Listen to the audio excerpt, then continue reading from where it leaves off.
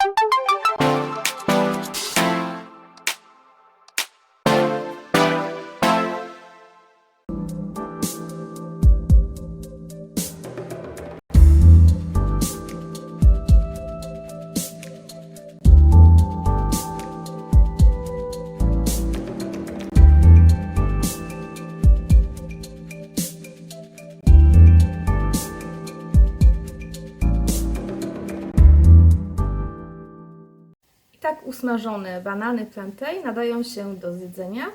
Można je jeść osobno lub jako dodatek do dania, na przykład z sosem, z ryżem, z mięsem, z warzywami. Pokazałam Wam wersję smażoną. Jest również w postaci gotowanej na parze, na grillu.